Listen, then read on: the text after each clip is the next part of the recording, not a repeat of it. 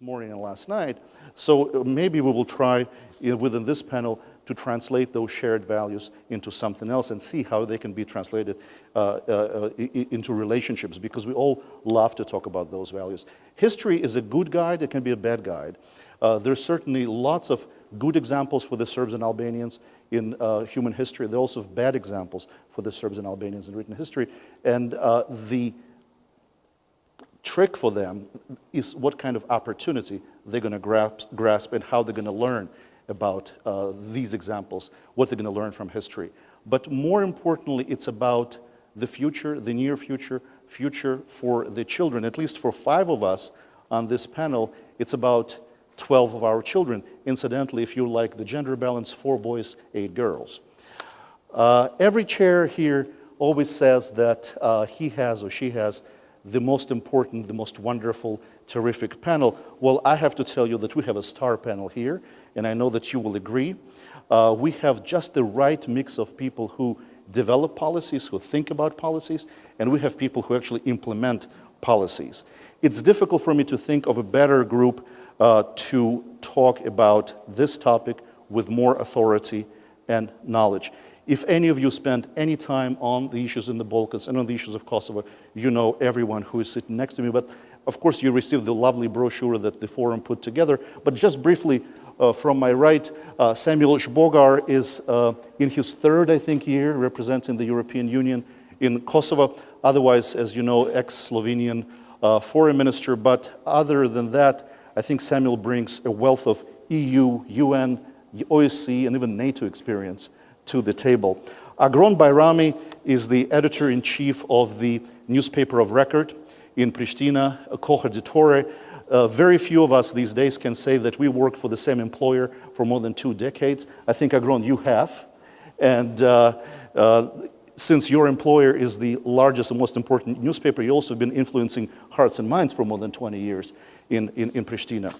Gordana Čomić, as you know, of course, is one of the vice presidents of the Parliament of Serbia, one of the founders of the Democratic Party, not only a dreamer about democracy, but also a builder of democracy.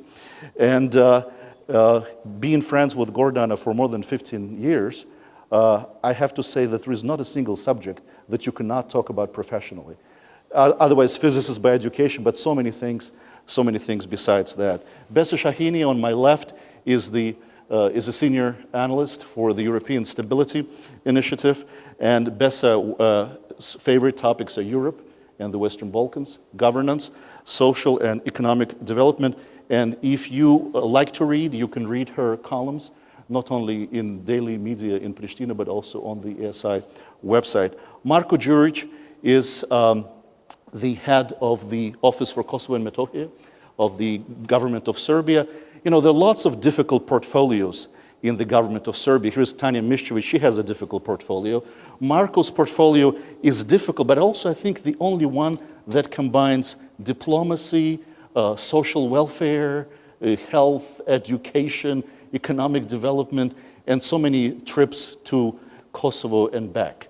So, and of course you know that Marko was the foreign policy advisor to the president before taking this portfolio just a couple of months ago. And last but certainly not least, Dr. Ernst Reichel is the special envoy of the Ministry of Foreign Affairs of Germany for Southeast Europe, Turkey, and EFTA states, and certainly someone who talks about these things with great authority after being served also as the ambassador of Germany to Kosovo. My job here is not to talk. My job here is to provide for a dynamic conversation. I'll try to do that. So what I will ask the panelists is to keep your initial remarks. We have the major question for the panel, to 3 to 5 minutes. If you see me waving to you, that means it's about time to stop. If you see me frantically waving to you, that means really you should wrap up. And then I'll give the panelists a chance to comment on each other's statements, and then we'll go to my and the audience's question. So, Marko, is it realistic to think of Serbs and Albanians and allies and friends in 2025? Well, I believe it is realistic, and everything depends on what we, as political representatives of all parties involved, do in the next couple of years. When we started our discussions which led to the Brussels Agreement, the level of our ambitions was, frankly speaking, not all that high. I think that no one 2.5 years ago, when we first analyzed and discussed internally whether it is favorable for us to organize a handshake between our Prime Minister at the time and Mr. Tači, no one thought that we are about to embark in a process which will result in the first political agreement between Belgrade and Pristina after the war. I must say that the Brussels Agreement has ever since, in the past year and a half, become almost a sort of a political brand, I think, worldwide. And we've heard from our embassies across the globe, newspaper headlines, even in the remotest African capitals, about the first agreement being something groundbreaking in the whole of Balkans and an introduction in what everyone hopes to be true and real normalization between the parties involved. Also, I must say that the term constructive ambiguity has become, since this agreement, I think, a sort of a role model for some of the problems we have in other places in the world. And I can say that many of us were surprised to receive questions on how we did things from countries which suffer from similar, in whatever way, problems and issues like we are facing now, or we have been facing in the previous period. So clearly, a lot has been achieved politically in the past year and a half. But I believe that at the moment we need to set our goals even higher. Since the last meeting at the prime ministerial level, which happened in March, the government of Serbia has conducted a number of activities even without the process of dialogue being active at the highest political level. Of course, there were discussions at the level of working groups, but we tried to work on the implementation of many elements of the Brussels Agreement and even further this trend of normalization. In that sense, I want to say that the government of Serbia has undertaken a step which is in its importance maybe measurable even to the first agreement itself, and is often not spoken about in diplomatic circles or in public enough, and that is the fact that we have encouraged the Serbian community in Kosovo and Metohija to participate in parliamentary elections.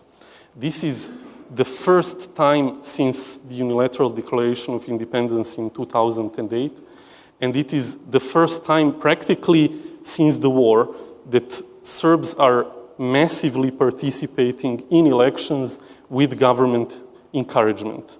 This is, I think, a huge step forward, which on one side gives the Serbian community an opportunity to directly influence the policies of the government. And we are, by the way, now encouraging in this interim period in which there is no new government in place, we are encouraging Serbian MPs to participate in the election of the new government, and we will encourage the Serbian community to participate in the new government.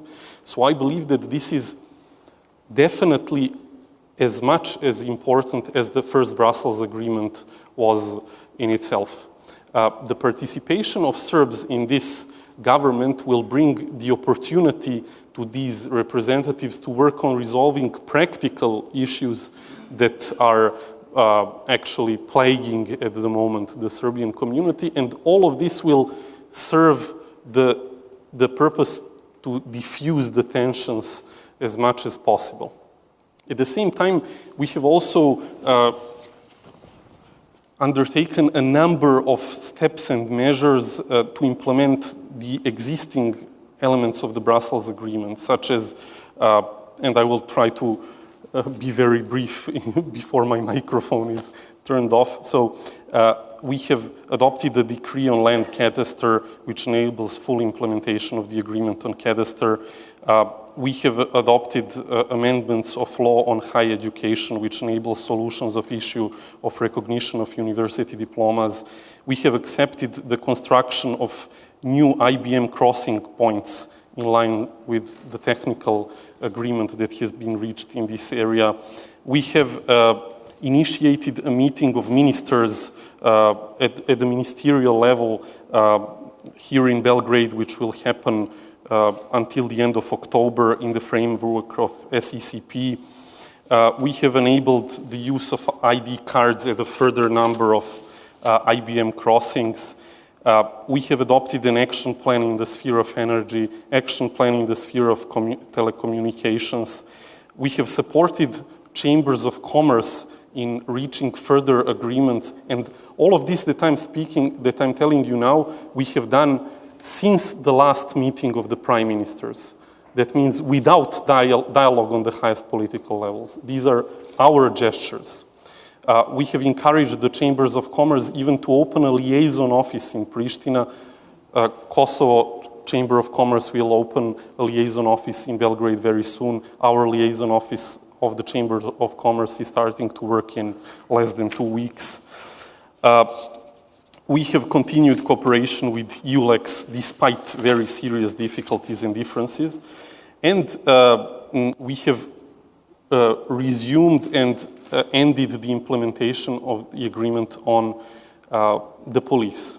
Now, I cannot resist but say that at this point, I believe that we could have achieved even greater progress if we had a partner in Pristina capable of doing some steps of their own in the period in which elections and everything that's happening after the elections has been going on. And I think that when it comes to normalization, deeds speak better than 1,000 words. I also want to use this first address today to underline that there is a great need to be as sensitive as possible when it comes to everything that has to do with the implementation of the agreements reached. If we want in the future to see normalization going smoothly, we need to take into account problems of the local community, because our experience is that problems on the ground do not tend to resolve themselves on their own. For example, in Brussels, we have made an excellent agreement on how to work on integrating the police and how to create a police force which is ethnically proportional. But we haven't at all spoken on how new municipal administrations are going to function. We haven't at all discussed how to resolve the question of thousands of municipal administration employees in the north. And already as a government, we are sort of receiving indirect questions and in a way slight pressure by getting questions on when is law that is currently existing in Kosovo going to be fully implemented in this area. And I'm underlying the necessity to be very sensitive because what would now happen if we would immediately, without any discussion, sack a couple of thousands of people who are working in municipal administration in the north? What would the result for the community be? What the result for the normalization process would be? What would the result be if we would now, without debate, for example, agree with the premise that the community of Serbian municipalities should be no more than an NGO, despite the fact that in Brussels we clearly agreed that it should be an organization which should, of course, function within the legal framework existing in Kosovo and Metohija, but which should have visible political strength, not with the aim to govern anyone else or to undermine anyone else's interests, but to provide stability and long-term perspective for the Serbian community. I must say that we are counting on the understanding and goodwill of all of the international actors involved in this, because without their assistance, and I can testify to that, it is not only Lady Ashton and her team who have done an invaluable service to this process, but also the governments of many countries on whose assistance we are still counting. For example, if we want to boost political activities in normalization, we need better infrastructure.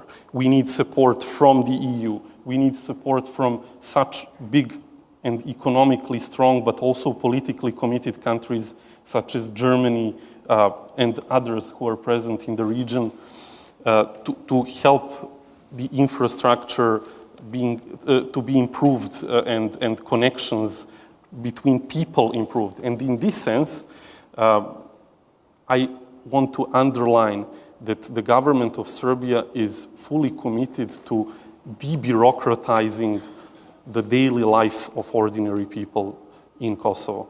Sovereignty and territorial integrity of any party is not proven by register plates or by any paper documents. It's a much bigger discussion, and we need to let the people circulate freely. And in the end, wrapping this up, I want to say that we want to be ambitious. There are so many things that we cannot resolve without dealing with each other. And despite the fact that we don't agree on the status question, and we will probably continue to disagree on this for a number of maybe decades, no one can predict, but we need to agree that institutions can function and communicate normally. We need to focus on the positive aspects of our history, and there are such many positive examples in our mutual history. And I believe that if we set our aims high, until 2020, we will be looking for an entirely different relation between Belgrade and Pristina and Serbs and Albanians in general. So thank you for the time being. Thank you very much, Marko. I think that's something that you said, maybe not in passing, but right at the very beginning of your remarks, and that is wholehearted encouragement by the Serbian government of the Serb participation in the institutions in Kosovo is a very good start to that. Council for Inclusive Governance, inclusive is the key word, not the council. And I think the people towards whom the decisions are aimed should participate in developing those decisions. Incidentally, we just had a number of events where a group of Kosovo Serbs and Serbs from Serbia worked on recommendations for those Serbs in the new institutions. If you're interested, the website of the organization is right behind Ambassador Reichel. Not apropos, just behind you, and accidentally. So if you're interested, the document is there. It's 2 pages. It's a good read. Besa, relations between countries, relations between entities, states, whatever you call them, but also there's relations between societies. So you have your next 3 to 5 minutes, and we're eager to hear from you. Thank you very much. I'd like to just briefly say that when it comes to allies, whether Kosovo and Serbia will become one day allies, while Kosovo is still a part of the Serbian constitution, I think that will be, just legally difficult. You cannot sort of have 2 countries become allies if one considers the other to be a part of itself. So in that sense, I think it will be difficult. But to address some of the points that Mr. Đurić just mentioned before, in terms of the dialogue, yes, the dialogue happened. I think that's very good. It produced an agreement, but I'm not so optimistic as to the implementation of this agreement. I have spent the last year observing elections in Kosovo. One of the points in the agreements was to organize elections in all of Kosovo, including the Serbian majority municipalities. And I have been an observer in all of the local elections. I've been an observer in the national election. And what I saw in the field is, a terrible confusion.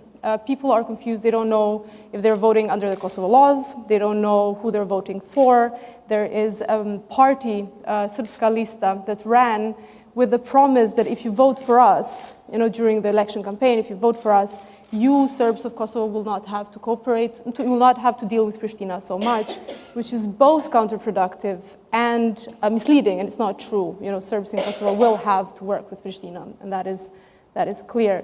The association of municipalities is another bit. So there are 6 points in the agreement that deal with the association of municipalities. Kosovo law does not allow for intermediary level of government. You have municipalities and you have the national government. It is very difficult to implement some of these points. What I found it very troubling was just how positive the reports were and how quick everyone was to judge that the implementation is going really, really well. The EU observer mission observed the elections as going very well. And there's a lot of people who lauded that everyone did their bit. Even Pristina said, this is great, now we have finally sort of spread our authority all the way to the north. And I was wondering why this is, because it doesn't help if we don't have an honest conversation about what's happening. We cannot actually be able to implement something if we don't talk about where we are, right, and where the situation is. I think it has something to do with the elections with the European elections for the European Parliament. There was a rush. We needed to show, or Brussels needed to show, that there is an agreement in place, there is a policy to be left behind and to be followed by those who come after Madam Ashton and the new Commission. But this, in principle, I don't think it's very helpful, because we need to have an honest conversation about where we are. What concerns me is that the dialogue and the agreement is happening in a very unequal setting.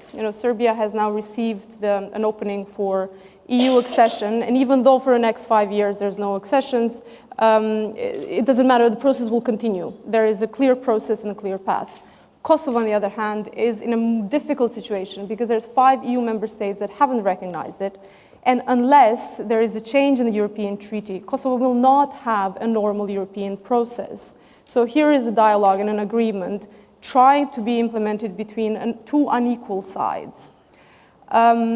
But I've underlined sort of the grim parts. I think there's an opening, there's an opportunity. There is a change in government there's a change in the parliament, in the European Parliament, and we have a new commission, we have a new foreign policy chief.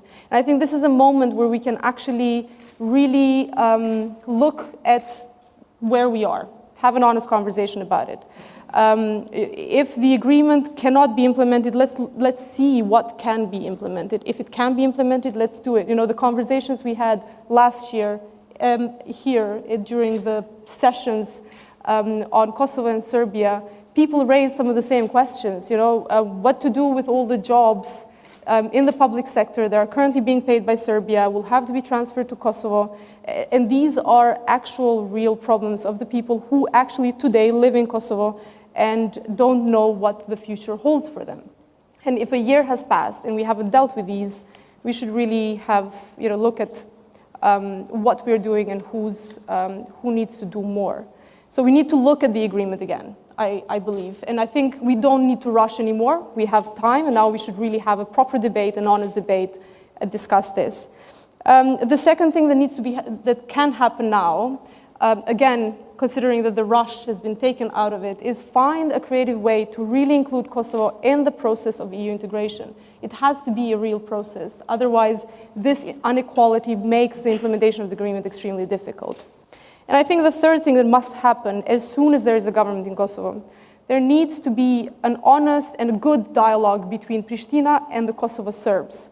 I'm not sure that it happened so much so far, but 15 years has passed since the war, and I think it's now time that the sides sit together and really find solutions for the people who today live in Kosovo in a way that actually works for everyone. So, I'll stop here. These are my initial remarks. I don't want to go over 5 minutes. I cannot agree more with you on the last point. I think we all have been witness to how much of an incentive the clear European promise for Serbia was to start resolving very fast these very difficult issues. I'm not under illusion that these are easy issues, extremely difficult, very painful, emotionally, politically, economically, any way you want to look at them. Serbia has this incentive. I think, I don't know how, but for Kosovo to get this clear incentive would make the process much easier. But anyway, Gordana, there is a word in English that has been used and abused in these kind of gatherings and by NGO activists. It's reconciliation. And I know that you are not one of those abusers.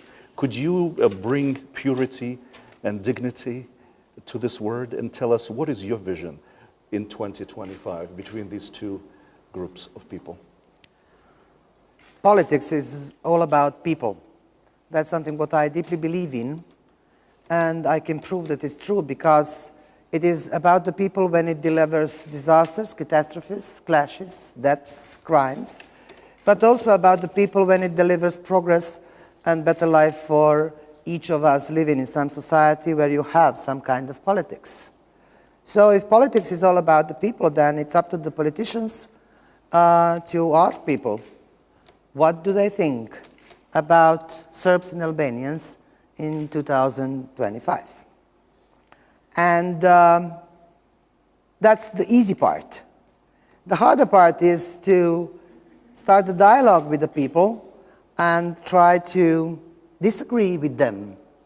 Because it's normal that people will say, we are not optimistic. It will go as it went. There can't be any changes. And then have a list of obstacles for anything really changeable or being doable to have a different picture in 2025. On the other hand, there are people in each society, politicians and those from NGOs who talk about reconciliation, who can offer a kind of suggestion that what people usually want is maybe not the best thing that will happen in future. And what people want sometimes depend on what people are offered.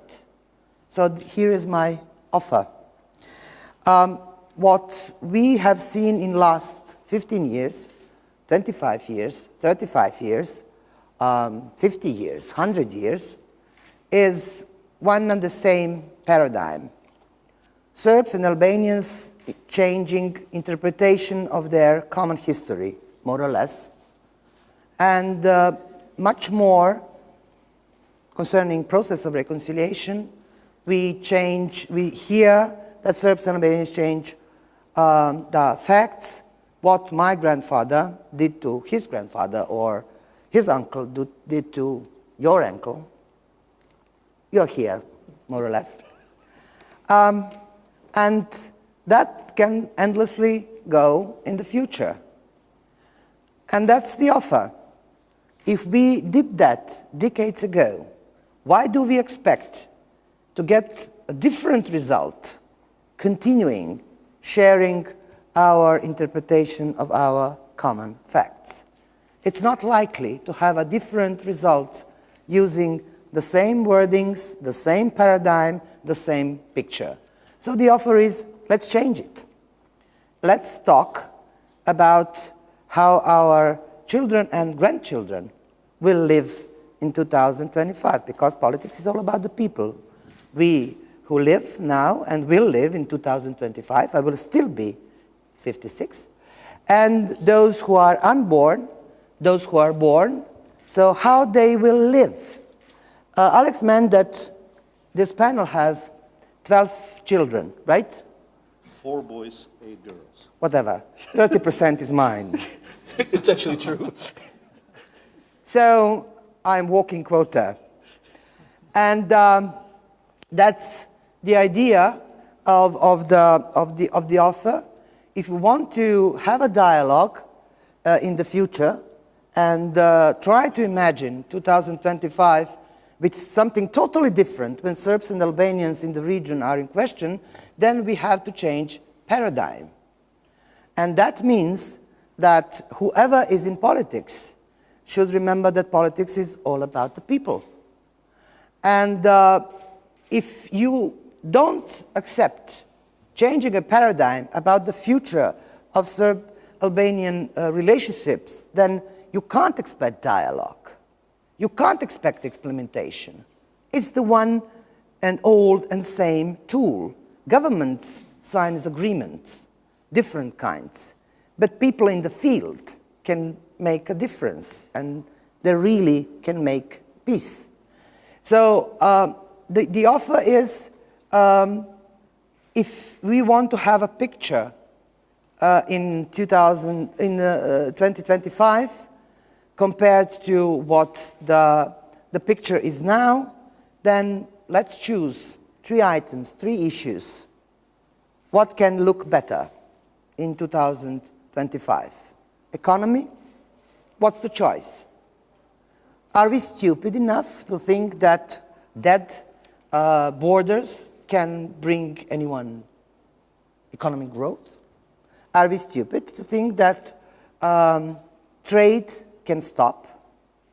Are we stupid to think that organized crime will not cooperate better? By the way, they do. They did all the same, all the time. Language. Do we think that English is the best way to understand a Serb and Albanian? Or maybe we can learn each other's language. European Union process, rule of law. What's the use of Serb to have information about Albanians living in poorer environment of rule of law, or vice versa, whatever?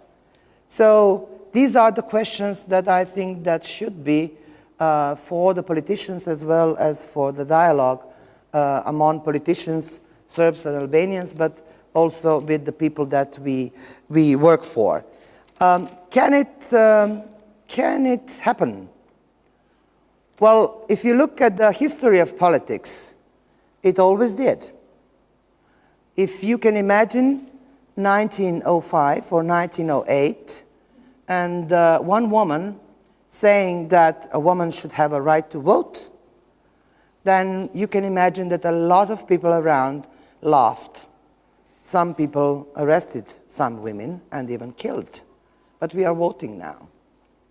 I don't want to imagine planet without the woman back in 1905 or 1910 saying, I want to vote, I want to have my women's rights. And that's politics. That's politics because those kind of ideas does not end during your working time or your lifetime maybe, but for the next generation. So it's up to us, Serb and Albanians, and whoever wants to help us to make up our minds, because it's a free choice. You can continue changing the interpretation of the facts from the past, or you can say how we can change our paradigm. It's only up to us, because you can change a lot of things in societies, but you can't change geography. And we live in a beautiful part of Europe, and we can, I think, until 2025, make a good life for Serb, Albanian, or whoever is living here, if we decide not to make it on expense of each other, but in cooperation among everyone living in the region. Thank you very much, Gordana. I know you can talk about any subject. You managed to return dignity not only to the word reconciliation, but also to the word politics. And that's quite rare. It happens very rarely. One thing I'm sure at this panel in 2025 will be more than 12 children, hopefully grandchildren too. Yep. Agron, when Gordana was saying they're trying to do the same thing with the same tools, I was thinking of the election of the Speaker of the Parliament in Kosovo for the nth time, doing the same thing with the same tools in the same way and trying to get a different result. But we're not talking about this, we're talking about something else. Can you dream a little bit for from 3 to 5 minutes? You want me to dream? Yes, please. Because there is a huge difference, I think, between what we wish and what we can do. And I'm not sure if it is fair to the public opinion to express only our dreams. Because obviously we would want to live in a perfect world in which there are no problems of the past, there is only cooperation for the future. And in that world, yes, the answer to the question of the panel is, of course, we can have alliances and friendships even between Serbs and Albanians. But realistically, is it achievable by 2025? Even in a dream, I'm not sure that we can do it in that way. And this is why. I think that first of all, we have this duality of meaning. The same things mean different things to each of us. And I think that Mr. Đurić mentioned as a positive aspect of the dialogue the fact that there was constructive ambiguity in order to achieve things. That functions for certain things and to a certain extent. But if we want to talk about achieving great success, I think ambiguity doesn't help. I think clarity is needed. That is one thing. The other thing is time. I was thinking when I was asked to come and talk here with all of you, I was thinking when I read first the title of the panel, what can we do in 11 years? Because it will be in 11 years that we are going to get to 2025. And then I was thinking what we have done in the past 11 years. We achieved obviously a lot, but what does that mean in terms of the second part of the sentence of the panel, which is, can we achieve friendship and alliance? I think 11 years is not that much time. We have seen, I mean, you referred to the current situation in Kosovo about the government after the elections, and I don't want to dwell into that issue because it would take another panel. But I think that we have seen that a year passes quickly, rather quickly. And sometimes you don't achieve anything within 1 year. So we have to be careful what we actually wish for and whether we can achieve it. So time is of the essence, and I don't think that realistically we can achieve in 11 years to do what you are asking us. I also think that we can achieve it, but not in that frame of time, because it's a complexity of issues that we need to deal. And in this, I will mention only one, which has to do with the current dialogue. And the fact that the dialogue has been going on between the two governments. And I, again, don't want to discuss whether it was positive or not, what was the achievements. We have heard a little bit of what was achieved from Mr. Đurić. We also have heard from Besa about the problems with implementation. But the fact is that it was a dialogue of two governments. It was a dialogue of necessity. It was a dialogue which would not have happened if EU was not pushing for it. So we have to also bear into mind that that was not a dialogue between two societies. And I think that we have to carefully see what is the way to bring the societies together, not only governments. I mean, fine, you have a picture of Prime Minister shaking hands, which is good, but that's not enough. And that will not, in itself, it will not bring great achievement, because in a year, as we have seen, that photo is not really that important anymore, because we have overcome that situation. So there is a need for a more wider dialogue, I think, between the societies in different levels, non-political, political, cultural, whatever you want to call it. And then the third point, which I think was raised a little bit by Besa, but I want to enforce it a little bit more, and I think I want to make it maybe as a provocation a little bit, maybe. That is the equality. If you talk about friends and allies, you need to talk about equality. There is no possibility of having any alliance between two unequals. If that means that Serbia has to deal with the fact that Kosovo is an independent state and accept it, then so be it. I'm aware that today we can hear the government here saying we are never going to recognize Kosovo, but this is the fact. If we want to achieve that point in time where we could be saying we can be allies and friends, we have to overcome that problem, that issue which is there, which is the elephant in the room, if you will, for Belgrade government. It is also something that cannot be undone and will not be undone by Kosovo government as well. So I think for me, what I wish for is a little bit more different from the reality of what we can achieve, but that doesn't mean that we shouldn't try to do it. And it helps that you have people from both sides talking about it as something very natural, that we want to do it.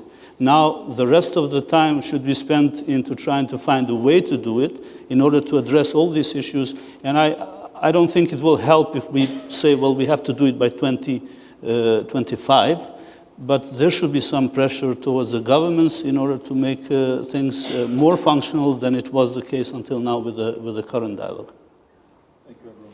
2025 sounds too far, but then Some people are dreaming about European membership in 2018 or 2019. So, the dates sometimes are misleading. Let's widen the conversation, widen the circle, and bring one of the neighbors of the region, Germany, an important country. Does Germany have a plan or an opinion or a dream about the Serb-Albanian relationship? Ambassador Reichel. I think, yes, we have a dream, and the dream is not only the German dream, but the dream of the European Union as a whole, and that is to have a region which belongs to Europe and which is built on the principle of good neighborliness, and where there's no recurrence of tensions or fighting. But maybe I can address the discussion we're having today at two levels. The first level is international politics and Serbia's EU approximation. Some of the earlier discussions have spoken about this, and of course you're aware that the EU's concept to bring Serbia and Kosovo towards greater, finally comprehensive normalization is that we have accession negotiations with Serbia, and we have political dialogue between Serbia and Kosovo, which is facilitated by the European Union, and that these two tracks go in parallel, and that they lead to an end state in which Serbia becomes a member of the European Union, and the relationship between Serbia and Kosovo has been comprehensively normalized. And the means by which the European Union is trying to achieve this is by its conditionality and by linking the two strands of work together. You may think that when I talk about renewed tensions and violence, I'm overly dramatic, but just let me remind you that at the time of the last Belgrade Security Forum, a Lithuanian ULEX policeman was shot in an ambush in Kosovo, and 2 years passed.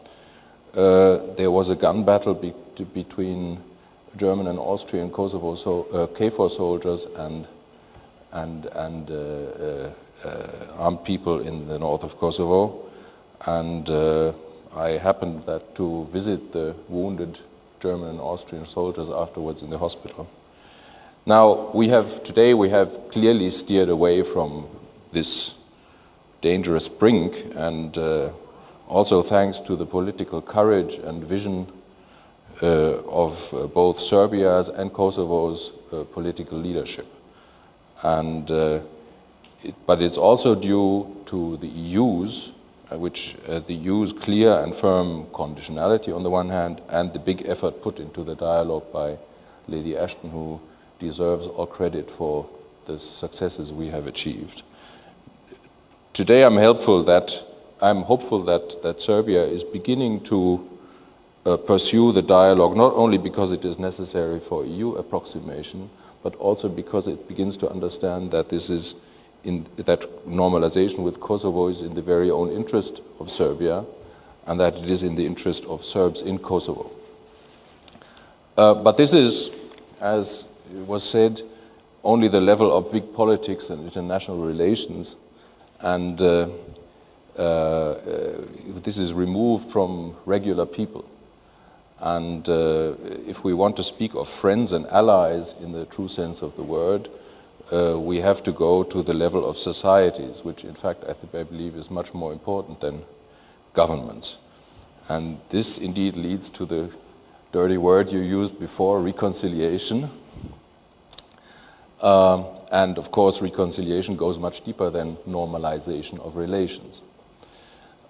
This is a process of discourse between societies and within societies. And indeed, I mean, here today I'm a foreigner, and it's not my position to give advice or even make demands for this discourse which needs to take place. And in fact, I have an additional difficulty Of course, I don't want to sound melodramatic, but I happen to come from a country which has committed the most terrible genocide in history and has unleashed a destructive war of aggression that the whole world has suffered from. Therefore, all I can do here is offer a little bit of experience. Talking about Germany, I trust I can say that Germany is surrounded by friends and allies today. And this is despite its dreadful history. Why? Why have we achieved reconciliation, we Germany? Because one major reason is that Germany has gone through a deep and painful societal debate about its history. It has discussed its historical responsibility throughout society. It has articulated the results of this debate clearly to the outside world, and it has accepted its territorial losses. And it has fought back against, that was also mentioned already, the temptation to emphasize perceived historical injustices which were committed against it instead of the atrocities it itself was responsible for. In the Bible there's a saying, now this is a very bad translation I'm making from German to English, which is neither the original language of the Bible. Do not look for the splinter in the eye of your neighbor, but consider the chunk of wood in your own eye. Now, regarding Serbia, in the case of Bosnia and Herzegovina and Croatia, important gestures were made, and Parliament apologized for the Srebrenica massacre, and this was reconfirmed by President Nikolic in 2013. As regards Kosovo, on the other hand, the situation is obviously different. But there's one encouraging sign, and I will stop with this encouraging sign. Today's debate here was organized upon the initiative of Serbian civil society. And I hope there will be more to come. And I want to really express my great appreciation for the initiative to have this discussion today.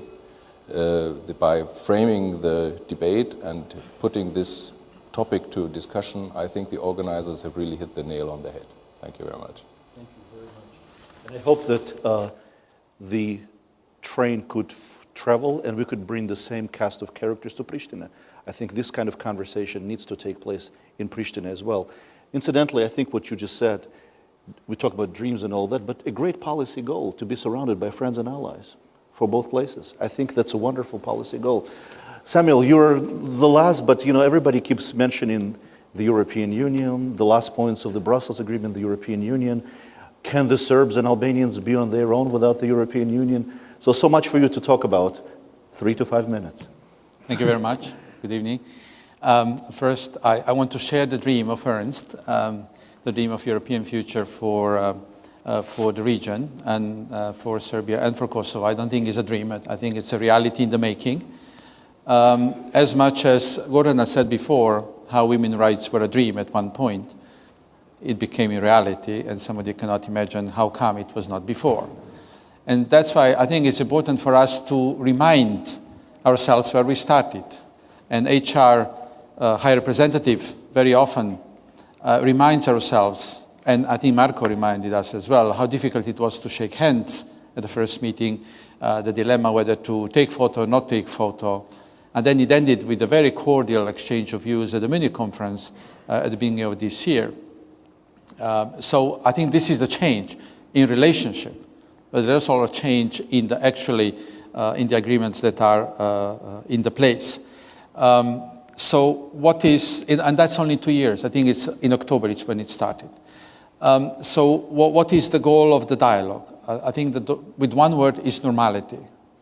Maybe, friends and allies, that's maybe too emotionally powerful word, but normality is something I think that's pretty much the end goal of this dialogue. Normality between Kosovo and Serbia, normality between Serbs and Albanians, normality of Serbia with the EU and Kosovo with the EU, normality within Kosovo itself. I think that's all what the dialogue is about, and that's what the dialogue enables to happen. The April agreement is the start of the process. As Prime Minister said this morning, a marathon. He was speaking about Serbia and the marathon process that it will have to go through. And I just ran a marathon in Berlin. So this is a marathon, and it started with the April agreement. It's the start of the process of normalization of relations, where neighbors will be neighbors, as you said, and when the dialogue will not stay only on the political level as it is now, but it will go down to other levels as well. I see three phases of this process. One is reaching the agreement, which I think this is at the political level. You reach the agreement, and we'll need that in the future as well. The principles will need to be agreed between Belgrade and Pristina. Then you come to implementation, when we very much need to involve the locals. I think Marko mentioned before the problem of functioning of municipalities. And we see now that the locals, meaning the mayors, are engaging now with Ministry of Finance about their budget that they have to present. I think these days is the deadline. So the members of the parliament from Srpska, or Serbian member of the parliament, they will have to engage with whoever is going to form the new government about the conditions and the coalition agreement of the new government. So that brings the dialogue, within Kosovo on the local level. I think that's very much needed, much more in the next phases when we go through other implementation as well. And then you have consolidation of the dialogue, where I think Agron mentioned before that you have to then bring civil society, media, parliamentarians, businesses, of course. I think somebody mentioned businesses, which is very interested to cooperate. That's the only way how you can sustain the long-term normality. And the dialogue is creating these conditions, the environment, the ambience for this normality. A little bit just on, I think Besa mentioned the European process of Kosovo. And of course, this has been constant issue, question in Kosovo. Where are we going, given the reality, which is that there is no agreement within the EU about the status of Kosovo. The whole dialogue was, I'll put it from the other point. The whole dialogue was enabled because of this European process of Serbia and Kosovo. Serbia to start negotiations, Kosovo to go into SAA. And we initiated SAA, Stabilization Association Agreement, and we hope to sign it beginning or next year.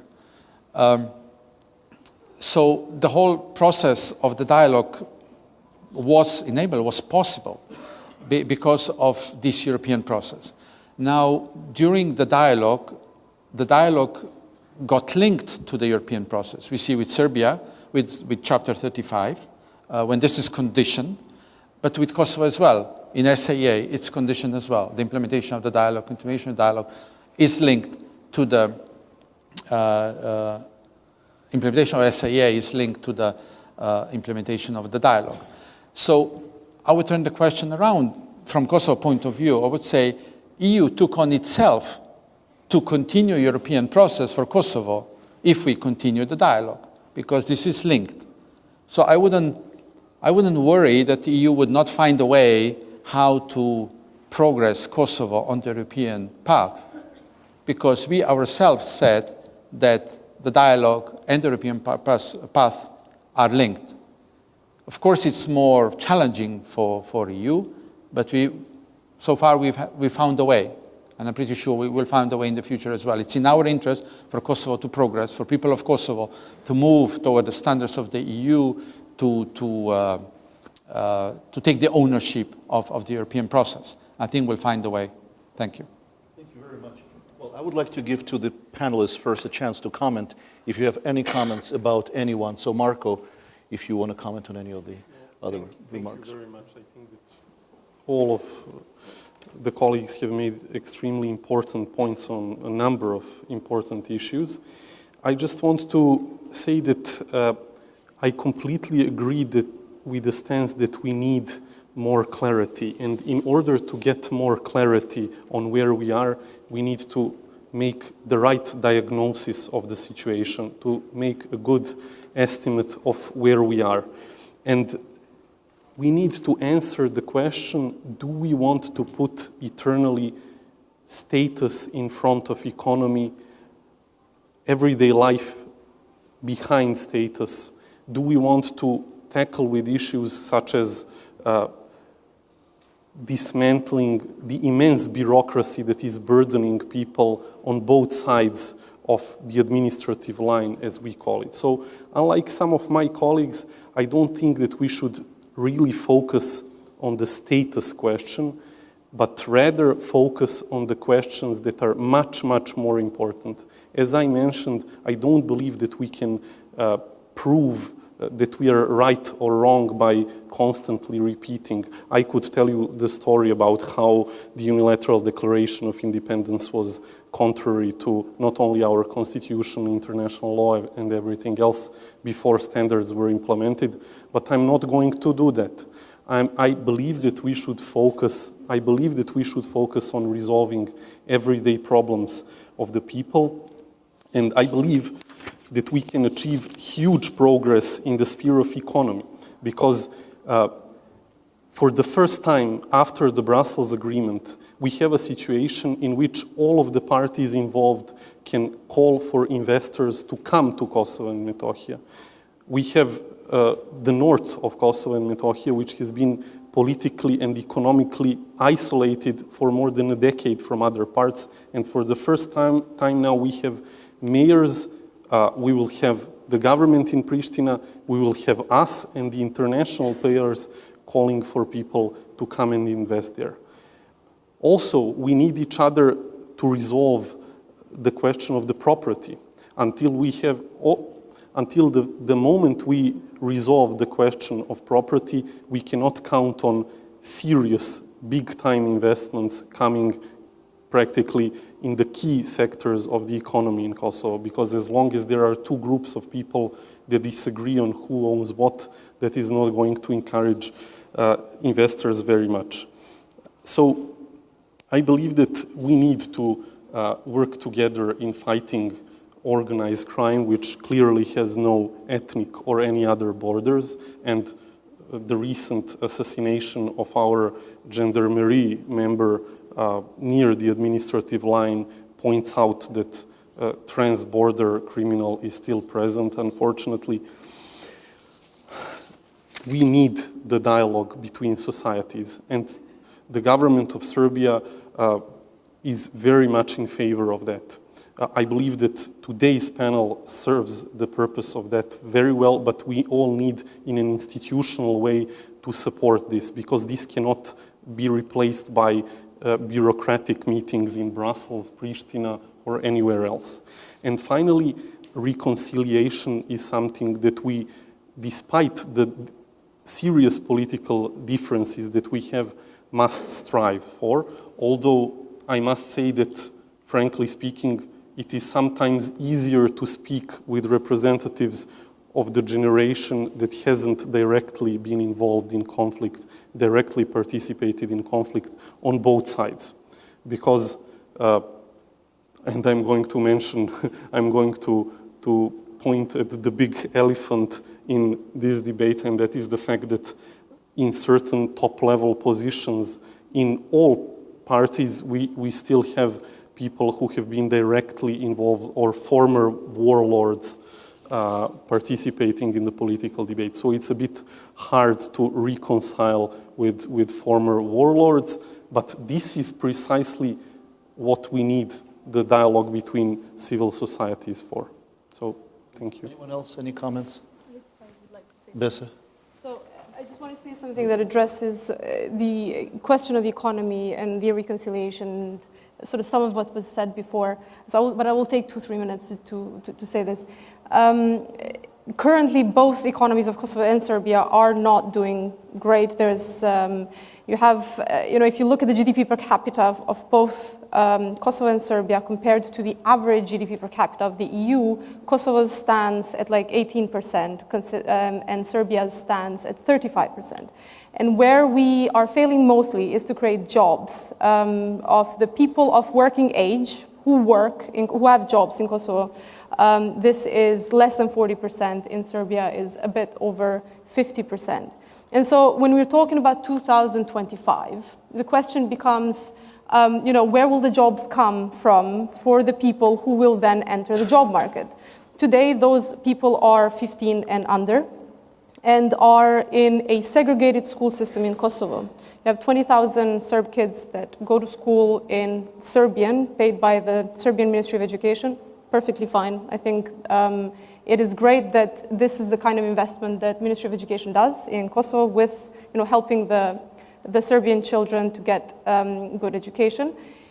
It is just that I was wondering if those kids enter the job market in 10 years, they don't speak a word of Albanian. The economy in Kosovo is, the language there is in Albanian. It's 92% of the population is in Albanian. So if you're hoping to get economic development, there will be jobs then.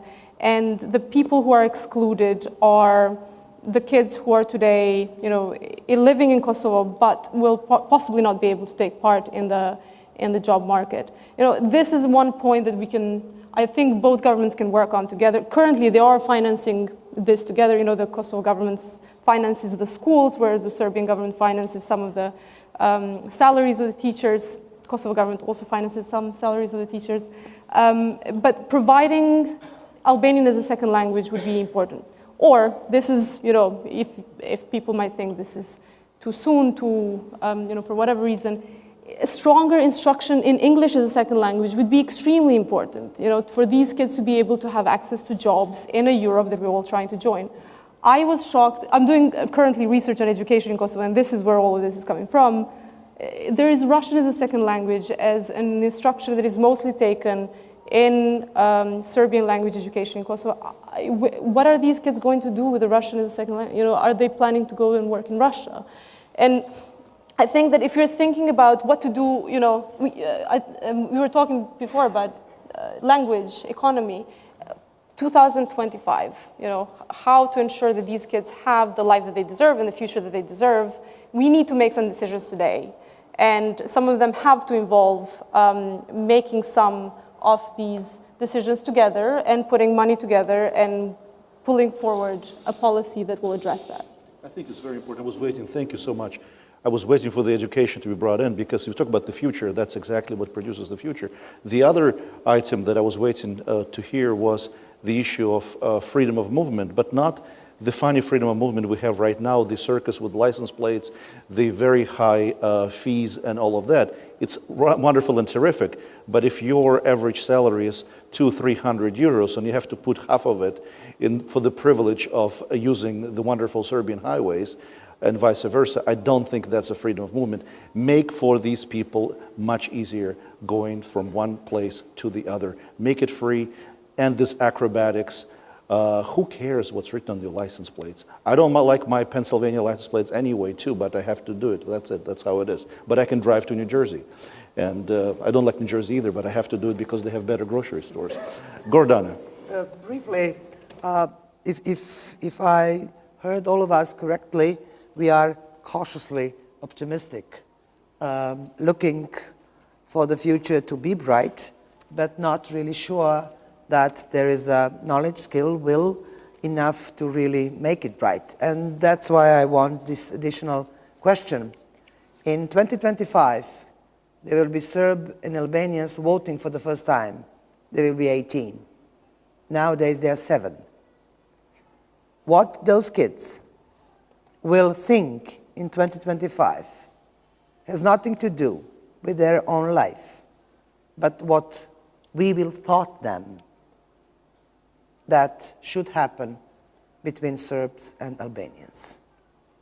So when I say it's a free choice, then it's a free choice. And those kids who are 7 nowadays, they will be educated wherever. And it's up to us what kind of patterns, of facts, of interpretation of facts they will be offered so that they have an attitude in 2025. Will they have a work? I don't know. I personally think that kids who are now in universities, they are schooling themselves for the jobs that still does not exist. They will have to invent their jobs. And there is a developed world that we observers from the margin of the world see they are inventing jobs. They are inventing future. And we say, oh, yeah, it's nice, but it's hard. Maybe we do not just fit for someone who can also invent one's future. And I think that the future of the kids who are 7 now is to be invented. If you want it to be the same, like kids that used to be 7 in 1987, fine. But I don't think that it's a good choice. That's true. Agron, a quick comment and then we'll go to questions. Yes, quickly, I would like to thank Mr. Žbogar for making this important distinction that the current dialogue is about normalization and it's not yet achieved. It's a totally different thing from what we are hoping to achieve in this term of friends and allies.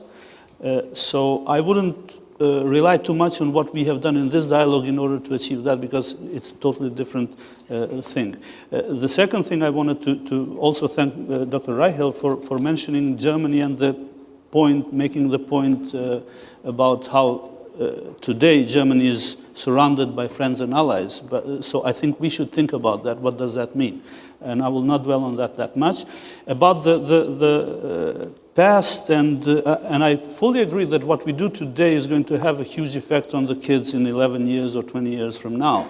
So what we are doing today is going to be their past. Therefore, I would not agree completely that we cannot talk about the past, because it is our current moment that we are living also. As an example, I will mention you, we had a great deal of emotions being expressed with the return of the missing, the bodies of the missing from Serbia just last month, because there was this disagreement over the date when they are going to be brought at the border and so on. So it's a very emotional issue. It has to do with the past, but it also has an immediate direct effect on the present. And therefore, I think that any sustainable achievement or any sustainable friendship or alliance that Kosovo and Serbia will make at some point in future will have to deal with the past as well. It's difficult, but it's unavoidable, I would say. I think that's true, and I think too many people are waiting to talk about the past, and some people are waiting for apologies as well. And saying, you know, I apologize, but you've done to me the same thing is not an apology. Apologize, and you'll get the other apology sooner or later the other way anyway. I had just one small remark again about the status issue. I don't agree that we can simply say, well, you know, forget about status because we have economic problems. I think that the fact that Kosovo is independent is not only a problem for Serbia and a problem that Serbia has to deal with somehow. It also is a problem for us that Serbia doesn't recognize us. But there is another bigger fact that the European Union has its own position. There are 23 countries within the EU who recognize Kosovo, which is a fact that is not going to be undone. There are 5 countries that don't recognize, so we have to, you know, deal with it in one way or the other, both of us. So I don't think it's possible to forget about status and independence and talk about friendship and alliance at the same time. Thank you, Agron. Well, time goes fast when you're having fun. We have 15 minutes left, and I will open the floor to questions. Please, we'll try to group the questions. Please just keep them very brief. Don't make any statements. If you want to make statements, talk to all the organizers. Next year you can have a panel. So the first hand, I just see one hand. Please introduce yourself too, so we know who you are. Hello, Vojislav Gavrilović from Balkan Security Agenda. First of all, I'd like to congratulate the organizers for choosing this title. It's brave and visionary, and it is a rather important matter for the security of the region. But I have a question and a comment on the remarks expressed by Ms. Shahini. And she mentioned that we need to talk honestly about the problems and face the facts. So she mentioned that a certain Serbian political party promised to its voters that they wouldn't have to deal with Pristina authorities if they voted for it.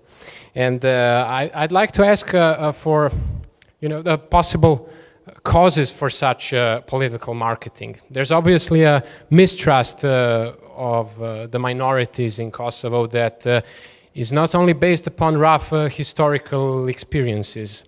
The present facts are still that minorities are facing various problems in modern Kosovo society. Majority of internationally replaced people and the people that were expelled did not have adequate means to return to their homes. The efficiency of persecution and investigation of hate crimes that happened in the past decade were of questionable quality. And all that only increases the mistrust that needs to be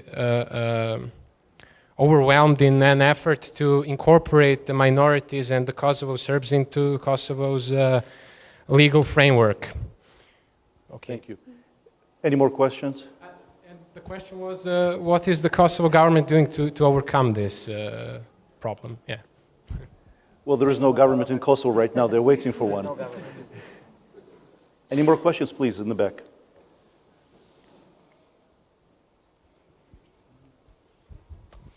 Hi, my name is Astridis Trefi from Safer World. I have a question for panelists, and that has to do with genuine interest by the political elites, governments, civil society, or our international friends. And the question is, when is next dialogue meeting going to take place in Pristina or Belgrade? And not facilitated by the EU, but supported by the EU. Thank you. Okay. One more, and then we'll deal with the group. Okay, if there are no more questions, I have a question for everyone in the panel, especially for those coming from Pristina and Belgrade. What are the common interests? Are there common interests between the two? If you can name 3, 4, 5, 1, whatever you can think of. So we'll start in the order we started. Marko, you are the first. Thank you very much. Well, just very briefly to comment on the Russian language question first. I want to say that this is precisely the example of sensitivities that we have to take into account, because for the Serbian community in Kosovo, learning Russian is not only a pragmatic thing, it's something that has to deal with culture and with heritage and good historic ties between Serbs and Russia. So, and also I'm not sure, by the way, that for Kosovo, Russian language should be written off so easily, because Russia still is a major player and will be in the future. But when it comes to the relations between the Serbian community and the institutions in Pristina, I believe that there should be direct communication. But unlike some of the theses that we heard here today and the theses that are being propagated by the Vetvendosi movement as well, I don't believe that the dialogue between Belgrade and Pristina can be replaced by dialogue between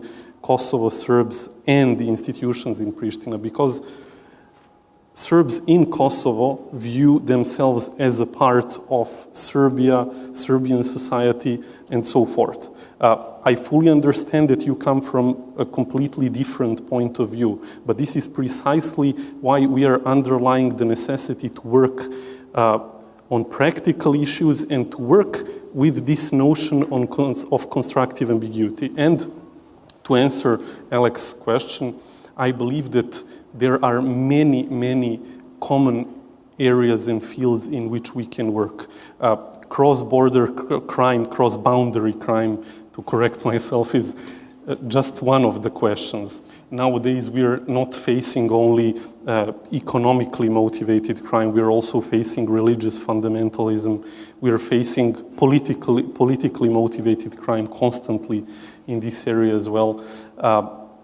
In economy, we almost cannot do anything for our communities without cooperation, and we can do a lot together in this sphere. We can also do a lot of things in the international arena, despite the fact that we have a disagreement on the status, and we have clearly demonstrated our wish to work in this direction by facilitating the participation of Kosovo in various organizations, despite the fact that we have a disagreement on this.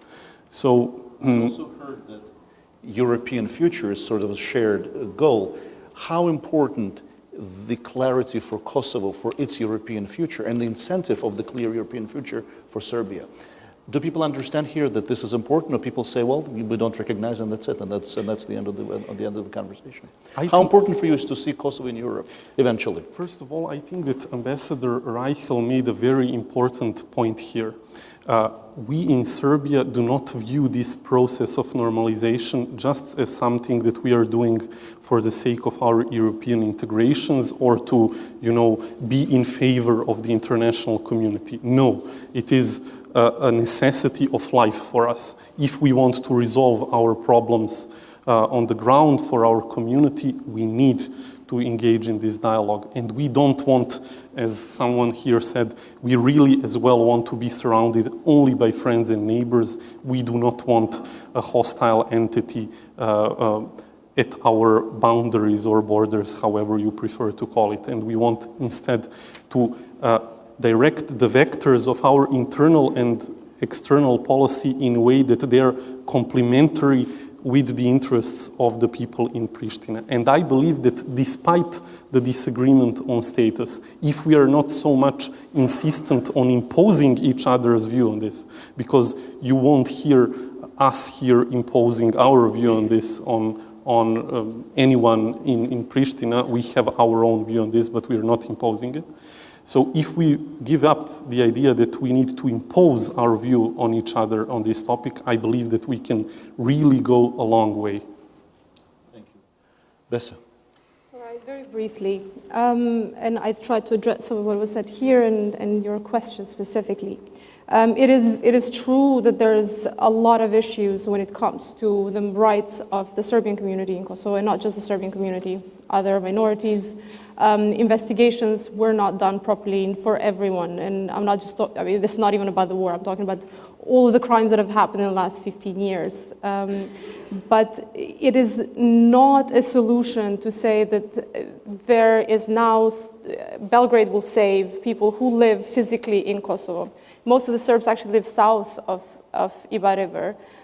They are physically surrounded by Albanians. It is, I think, extremely important to say quite the opposite, that there should be more conversation, that there should be more talking. The Srpska lista, the problem that I had as I was monitoring elections was that this promise that you can create this association of municipalities that will then represent somehow Kosovo Serb interests through a very strong backing of Belgrade. There was, for many years, Serbian municipalities were created precisely to decentralize power, empower Kosovo Serbs where they are, and not sort of somehow move them somewhere else or in real terms or imaginary, but to decentralize this power and to have them represent themselves and have this conversation with the national institutions, but also there's separate seats for the Serb community in the parliament, and there's reserved seats in the government. All of this was put in place precisely to have this representation. And I felt it was very counterproductive to say that this is now put aside and we'll create another layer which will somehow do this differently but with the backing of Belgrade.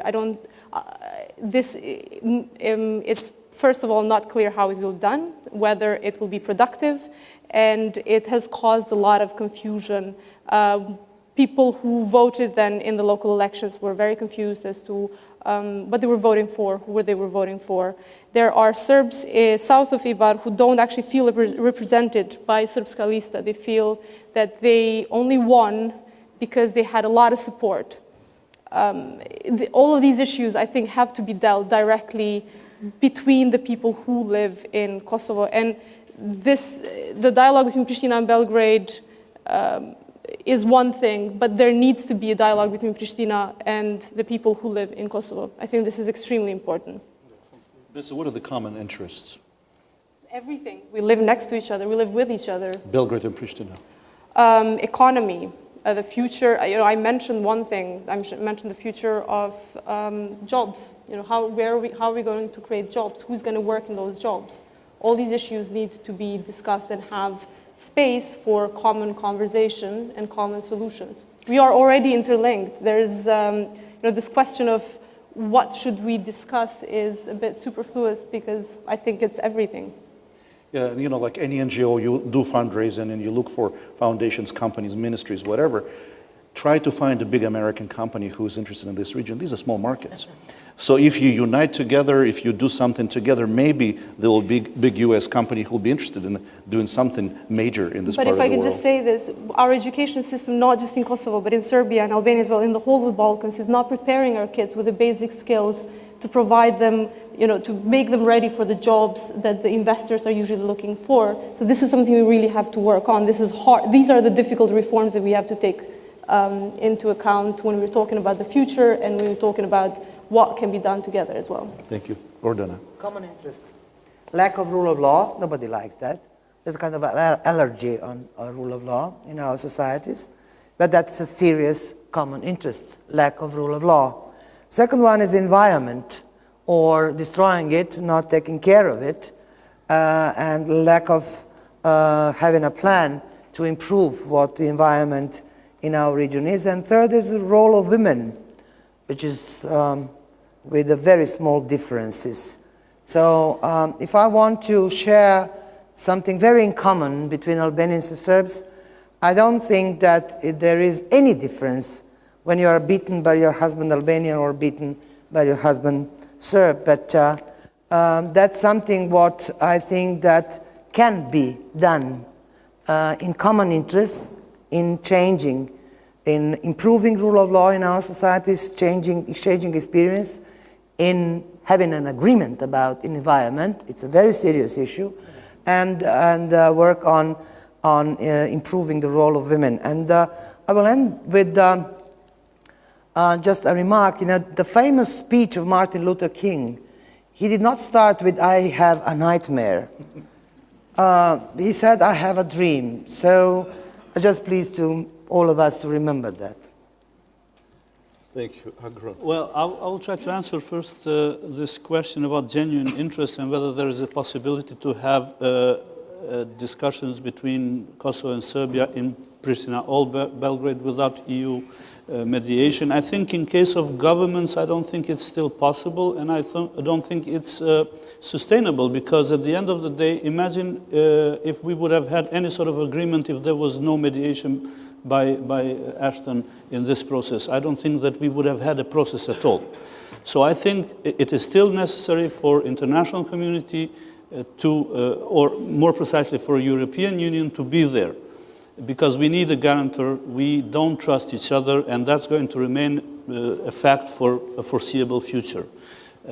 On the other hand, about the possibility of discussions in Pristina, I think that I have seen there are a few Kosovo Serb politicians here who have been part of the government or are part of the government of Kosovo, and they can tell you that the discussions have existed. There has been a process, maybe not as good as we would have wanted to be, but I think that has to do with the fact that what we need to achieve in Kosovo, inside Kosovo, is the integration of Serb community. And I also would remark here that the relationship differs depending on which Serbs we talk, meaning that beyond the river in the north, there was always a problem of even communicating.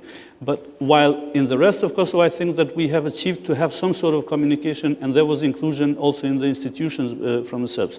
I therefore would say that in that regard, and here I go to the common interests, it is important for Kosovo that Belgrade plays a constructive role into helping Serbs to integrate within the society.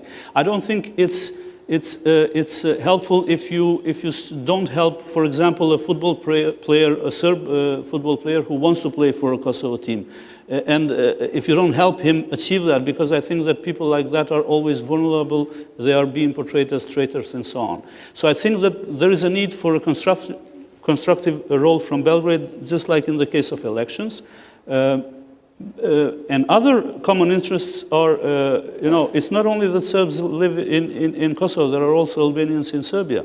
I think that Preševo Valley is there, and I'm not saying that Kosovo has a particular role to play, but the relationship between Kosovo and Serbia is, of course, going to have an effect in that, in the relation between Belgrade and the Preševo Valley Albanians. And I think, of course, the major common interest, goal, if you like, is European Union. But what is European Union? It's not only about, fulfilling these boxes, ticking them up. I think for us it's more important if we could somehow find common way of achieving the spirit of European Union values, which means democracy, rule of law as well, and other things. And in many places it is common interest because we are bordering each other. Even if we would not like to be friends at the end of the day, we will have to be neighbors. And in that regard, I think we have a common interest to achieve that sort of stability. I agree with you. This conversation between Serbs and Albanians in Kosovo, there is conversation within the institutions. What I would like to see in that conversation, that the Serbs will stop behaving less as an ethnic party. It will start behaving more as a political party. We'll start participating in the debate that is of interest to the entire Kosovo, participating, let's say, in the debate on the electoral law, participating on the debate how the money is spent in the budget, which way the highway goes. And I think these kinds of, that kind of participation is extremely important, not just being an ethnic force and being interested in ethnic issues. Ernst Reichel. I have two additional remarks I just want to make, which came to my mind while listening to the very good interventions made. Where's the microphone? Here's the microphone. I have to help myself here.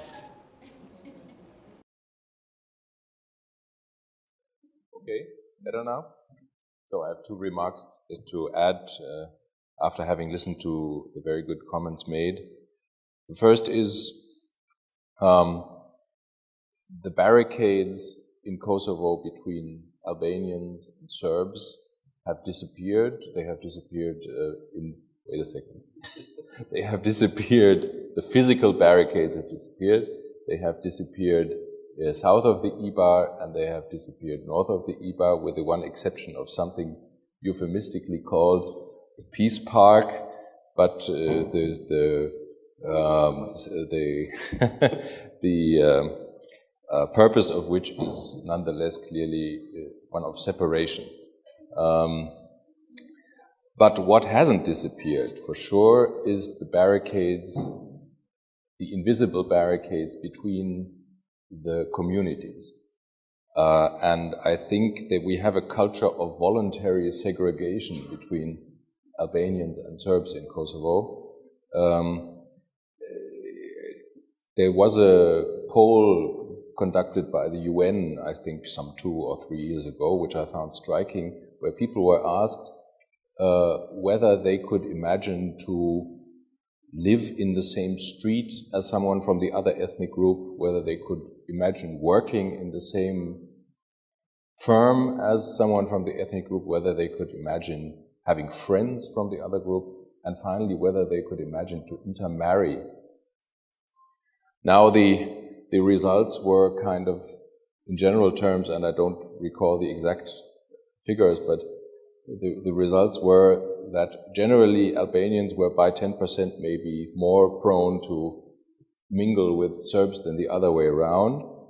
and that, say, for working in the same firm, there was a figure of, say, 35% Albanians willing to have a Serb in the same enterprise, 25 on the Serbian side, and so on, all down. Same street was also fairly okay in this framework.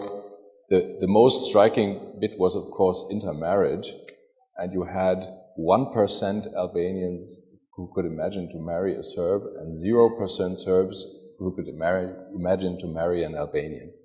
I think we have, if we speak about reconciliation, that is really, I think, that there's a lot of work to be done. Secondly, status has been mentioned. Status and constructive ambiguity about status. Marko Đurić is right. The concept of the dialogue as it exists is based on constructive ambiguity about status, or agreement to disagree about status. And this, I trust and believe that this will take us pretty far on the course of normalization of relations. Reconciliation, again, is a different thing. And there I would indeed believe, and I mean, I'm speaking from psychological experience from Kosovo. In Kosovo, the fact of non-recognition is really a thorn in the side of every single citizen, and full reconciliation, at least I can personally not imagine without a resolution to the status issue. So if we're speaking about 2025 and friends and allies, indeed, I mean, normalization, yes, comprehensive normalization, with the ambiguity contained in this term, yes, but real reconciliation, I think, will not be possible without a line drawn under the status issue. Finally, we address the elephant in the room. Samuel. Yes. The last comment, and then we go because we're over time. Yes, thank you very much. Ernst mentioned very well the roadblocks, the mental roadblocks, I think, which we are very well aware in Kosovo. That goes with the lack of trust that was mentioned before by somebody between the communities. There is school in Kosovo that has a wall between the classes, and Serbs kids come in the morning or in the afternoon, and Albanians come in the morning or the afternoon, so that they don't meet. But that's because of the self-imposed isolation, yes, or mistrust, genuine mistrust and fear that still exist. So yes, there is a role there for the government to do more when the new government comes in. There is a role for us to express support and standing by communities in Kosovo. That's why we are investing 38.5 million in the north for the implementation of the dialogue, so the people in the north will see that the international community is interesting for the development of the region, so that they will feel comfortable where they are and stay where they are, or even people return where they want to return. But that's why also at the moment I don't think that you can forget about Belgrade-Pristina dialogue and leave it and drop it to the local level. I think we all agreed Belgrade-Pristina is needed, but it's complemented. It has to be complemented by the local dialogue. I think it should be encouraged by the local dialogue. Both sides should be encouraged, Serbs and the government, to do more on this local dialogue. And we see things happening. As I said before, mayors did come to Pristina and talk to ministries about concrete issues that they have. Privatization is a big issue that was raised by Marko. But there is a PAC, Privatization Agency of Kosovo, where a Serb has a seat there. So probably there are instruments also how this can be dealt with in institutions. When is the next dialogue going to be direct? I don't think, I agree. Probably not so soon. We don't even know when the next dialogue is going to be, because we are waiting for the government. So we are eager to have that, to finish some of the work that's on the table. But I think we should move slowly toward that. We have liaison officers in both, in Belgrade and in Pristina. They could be given some tasks, more tasks, like the visits that we are handling in both directions. I think that's something that they could take up and start working directly. So I think we cannot just say, well, it can't be done now, but somehow we have to prepare the ground so that one day this could be, it could be direct communication. Agron was very well explaining about the EU process, so I was already afraid I'm losing my job there, because it's true. What we are saying is, for Serbia or for Kosovo, it's not about ticking the boxes and we have to do this because the EU is asking. A Prime Minister said very nicely in the morning, was explaining this, they're doing for Serbia itself. And the same was Agron was, this is, the EU is, it's not, you don't come, you don't tick the boxes and one day then you get the key and you enter EU. No, through this ticking the boxes, through this process, you change yourself to the way that you want it to change, lack of rule of law, women's rights, democratization, and everything. So that's the genuine interest of people in Serbia or in Kosovo, that they become like, the standards become like, they're supposed to be in the European Union. They're not everywhere, but they're supposed to be in the European Union. And that's why we need the process, because people have to do it themselves. Serbia and Kosovo, they need to do transition themselves. But this process, the promise, the perspective that EU is providing is the engine of reform that helps do it faster. And that's why it's important to keep it alive and open for Serbia, which is obvious, but also for Kosovo. Coming back to the question that Besa had before, I think it's very important that this keeps open the perspective for Kosovo to move forward. Thank you very much. Thank you very much. Well, I promised to you, I did not lie, it would be an interesting panel.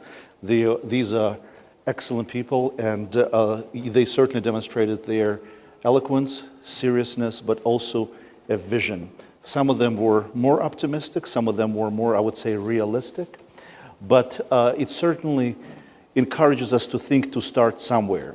I cannot think of a better place to start than start building trust, start having these conversations on all sorts of levels, and probably a good physical way of doing it would be, I don't know if how many of you have been to Mitrovica lately, that Peace Park or whatever it is, some of those trees are dying already, they are brown.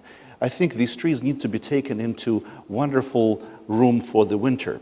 I don't think they need to be there out, and that will be a nice way of started opening those barriers, maybe the last physical barriers, and start building on the common future.